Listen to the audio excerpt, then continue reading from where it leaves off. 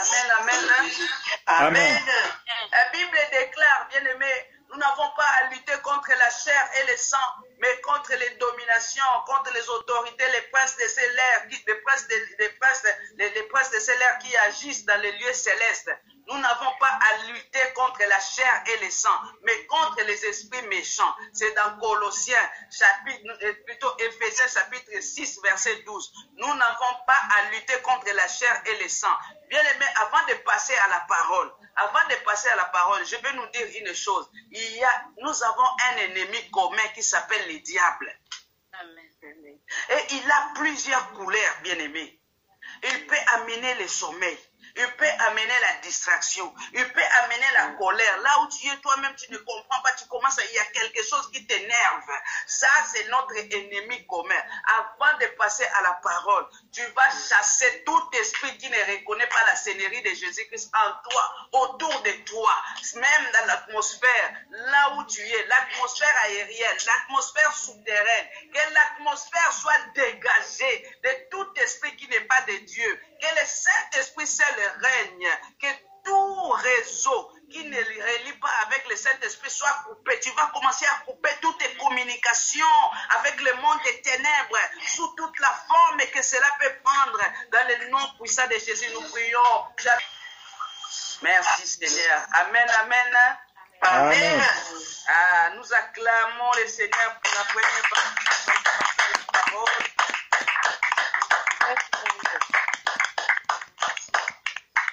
Merci Seigneur. Alors nous allons, n'est-ce pas, c'est notre deuxième jour de jeûne et prière et je vois que ça va. Je crois que ça va. Alléluia. Amen, amen, amen. Et ça nous fait du bien. Ça nous fait du bien, bien-aimés. Alors notre sous-thème d'aujourd'hui, c'est, nous sommes toujours sur notre thème du mois, n'est-ce pas? Avec Dieu, nous ferons des exploits. Il écrasera nos ennemis. Nous avons un sous-thème. Hier, c'était un autre. Et hier, c'était murmure et incrédulité. Et aujourd'hui, notre sous-thème, c'est l'Éternel est avec toi, vaillant héros. Amen. Et pour cela, nous allons prendre le livre des Juges. Livre des Juges, chapitre 6 plutôt. Et nous allons lire à partir du verset 11 au verset 16. Bien aimé, je bénis le Seigneur parce que depuis un certain temps maintenant, il y a des versets pour soutenir notre jeûne et prière. Et c'est des passages où tu peux méditer. Donc ça nous, vraiment, c'est tout un enseignement et ça nous donne la force, n'est-ce pas, de méditer, de demeurer encore plus devant la présence de Dieu. Alléluia. Amen. Juge chapitre 6, nous allons lire à partir du verset 11 au verset 16. Alors je ne sais pas si ma secrétaire est là aujourd'hui ou pas. Elle n'est pas là, elle est à l'école. Ah, elle est allée, toute cette semaine, donc elle ne sera pas merveille. Tu vas lire pour nous. Juge chapitre 6, verset 11 à 16. Je lis au nom de Jésus-Christ. Amen. Amen. De leur voix du milieu des abreuvoirs, les porteurs d'eau célèbrent les bienfaits de l'Éternel. Juge chapitre 6. Juge chapitre 6, à partir du verset 11.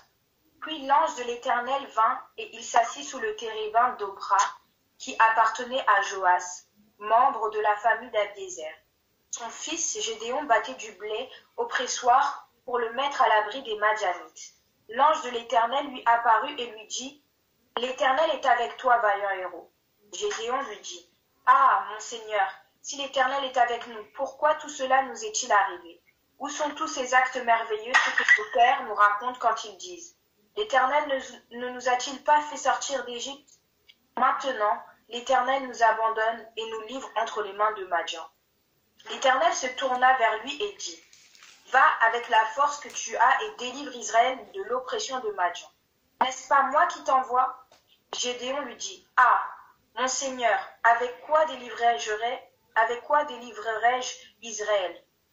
Mon clan est le plus faible de Manassé et je suis le plus petit dans la famille de mon père. » L'Éternel répondit, « Mais je serai avec toi et tu battras les Madianites comme s'il s'agissait d'un seul homme. » Amen. Amen. Amen. Merci Seigneur pour ta parole. Nous voulons une fois de plus encore te laisser toute la place. Nous voulons te laisser toute la place. Je fais taire la chair, je fais taire tout ce qui n'est pas de toi dans le nom puissant de Jésus-Christ. Parce que toi, tu es le véritable pain qui est descendu du ciel, le pain qui apporte la vie, le pain qui guérit. Que tout ce qui n'est pas de toi ne puisse pas prendre place au nom puissant de Jésus. Et je réclame le sang de Christ, le sang de l'agneau. Que le sang de Jésus couvre tout un chacun. Que le sang de Jésus-Christ soit comme un bouclier tout autour de chaque personne, chaque famille connectée ce soir. Ainsi, j'ai prié le Père dans le glorieux nom de notre Seigneur Jésus-Christ. Amen. Amen. Amen. Amen. Oui, bien aimé, alors comme je disais, le sous-thème, n'est-ce pas, de ce soir, c'est l'Éternel est avec toi, vaillant héros. Alléluia. Amen. L'Éternel est avec toi, vaillant héros. L'Éternel est avec toi. Donc nous voyons ici, la Bible nous dit au verset 11, l'ange de l'Éternel vint s'asseoir sous les térébintes autrefois qui appartenaient à Joas de la famille de Biézer, et Gédéon, son fils, était en train de battre du froment. Alléluia. Amen. Amen. L'ange de l'Éternel, je vais nous souligner une chose. Lorsqu'on parle de l'ange de l'Éternel, c'est Dieu lui-même. Amen. L'ange de l'Éternel, c'est Jésus-Christ de Nazareth. Alléluia. Amen. L'ange de l'Éternel, c'est Dieu. L'ange de l'Éternel, c'est Jésus-Christ. L'ange de l'Éternel, c'est l'ange de l'Éternel, c'est-à-dire c'est Dieu lui-même c'est Dieu lui-même qui est venu auprès de Gédéon.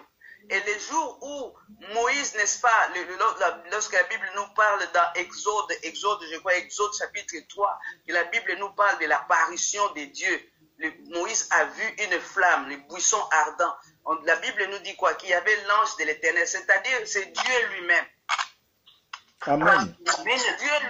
Dieu lui-même, qui est l'ange de l'Éternel. Lorsque le psaume 34 qui dit l'ange de l'Éternel campe autour de ceux qui les craignent, c'est-à-dire l'ange de l'Éternel, c'est Jésus-Christ, c'est Dieu, c'est l'Éternel. Amen. Amen.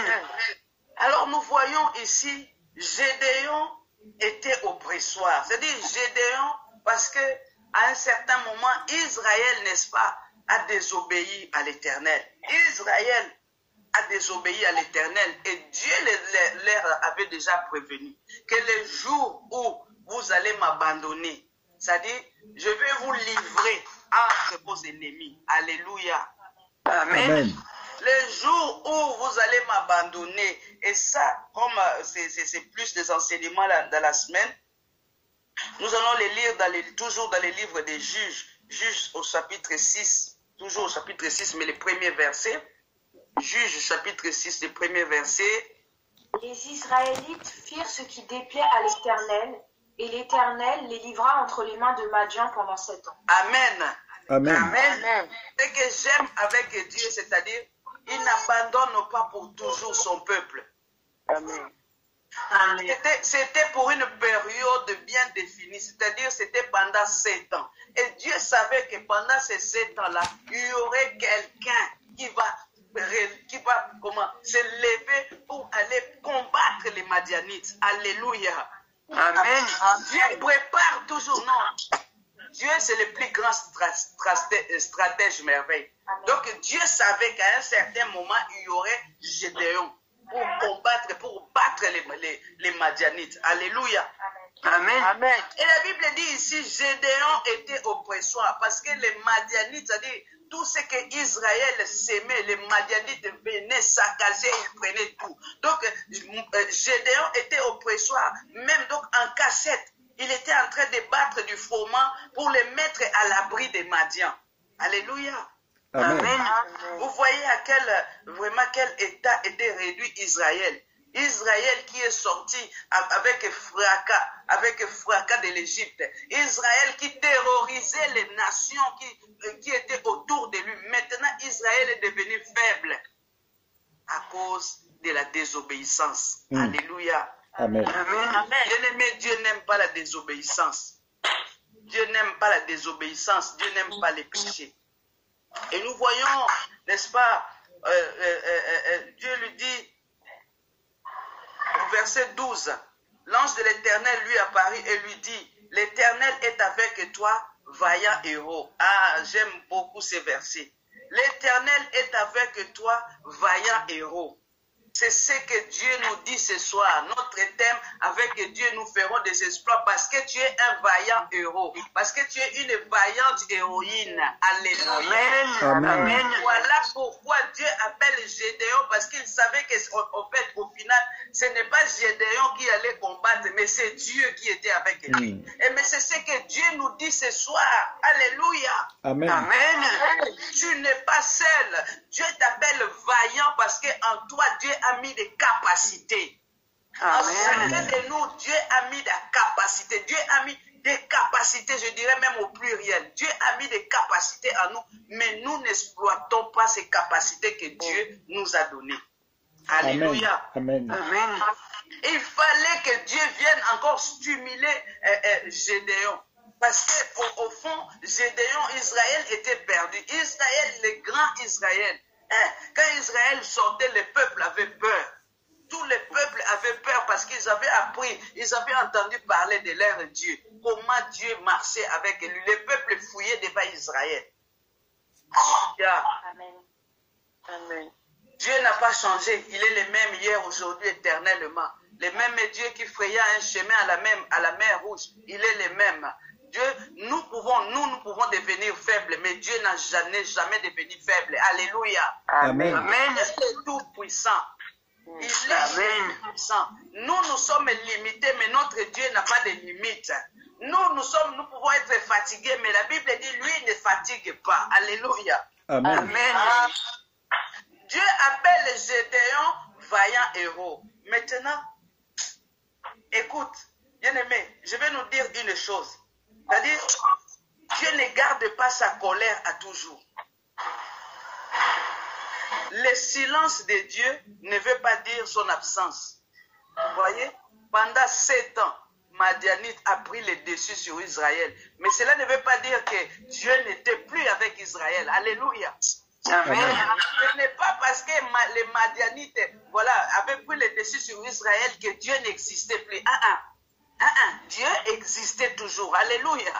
Amen.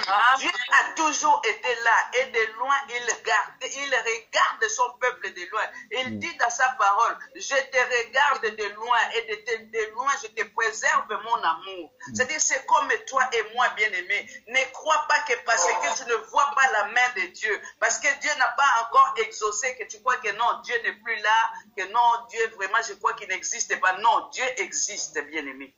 Amen. Amen. Le silence de Dieu ne veut pas dire son absence. Vous savez, les châtiments même de Dieu étaient en réalité la preuve de son intérêt pour les enfants d'Israël et de sa présence à leur côté.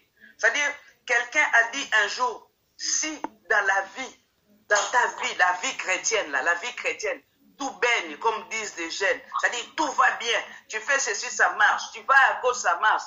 Pose-toi des questions. Peut-être que tu marches déjà avec le diable sans le savoir. Alléluia. Amen. Amen. Je vais l'expliquer. Je ne veux pas dire que oui, la vie chrétienne.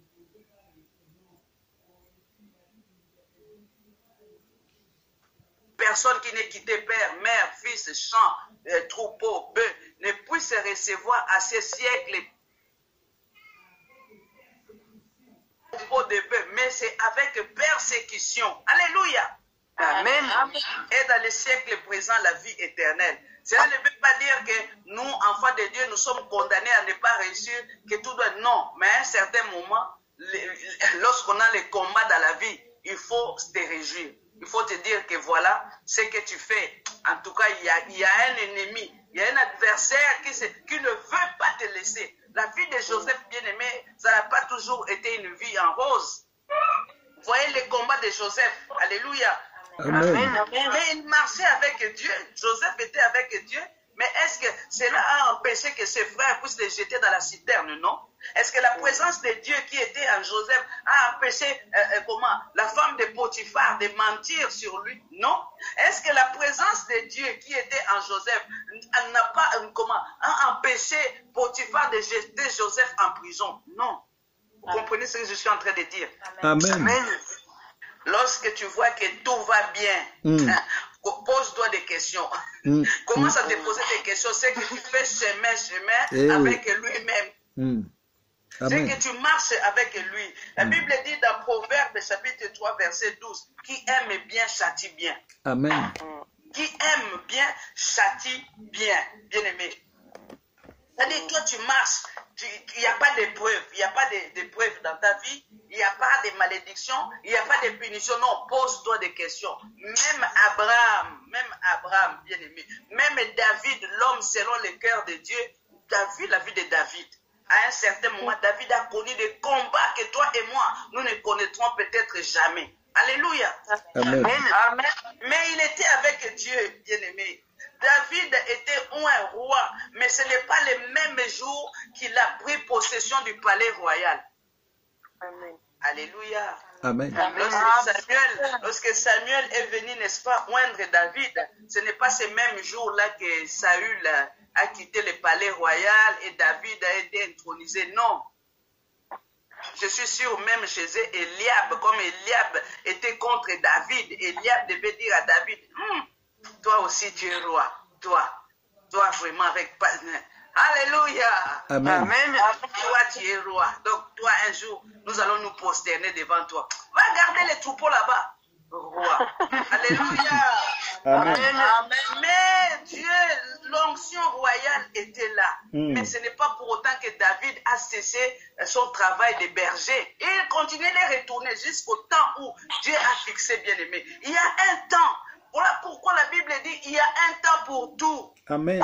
Amen. Il y a un temps pour tout. Pour Madianite ici, c'était pour une période de 7 ans. C'était pour une période. Il y a un temps pour tout. Ce que tu es en train de traverser, ma sœur, ça va prendre fin. Amen. Ça va prendre fin. Amen. Il n'y a rien qui peut perdurer. Il n'y a que Dieu qui est éternel. Mais chaque problème que nous connaissons a une date de début et a aussi une date de fin. Amen. Mais Dieu n'a pas de date de limite. Alléluia. Amen. Amen. Ce que tu es en train de vivre va prendre fin. Il y a un temps pour tout. Il y a un temps pour tout et je crois que là, c'est le moment favorable. C'est le moment favorable. Il faut que ça s'arrête dans le nom de Jésus. Ça va prendre fin au nom de Jésus. Amen. Waouh, Seigneur. Et nous voyons le verset, la réponse de Gédéon, bien-aimé, au verset 13. Gédéon dit, ah mon Seigneur, si l'Éternel est avec nous, pourquoi toutes ces choses nous sont-elles arrivées? Et où sont tous ces prodiges que nos pères nous racontent quand ils disent l'Éternel ne nous a-t-il pas fait monter hors d'Égypte? Maintenant l'Éternel nous abandonne et il nous livre entre les mains des Madians. Bien-aimé, c'est la même chose que toi et moi nous disons. Vévé, tu es là, tu me suis. C'est ce que nous disons à Dieu, mais ah Seigneur, vraiment, si vraiment Dieu existe, si vraiment tu es avec moi, vraiment Seigneur, mais pour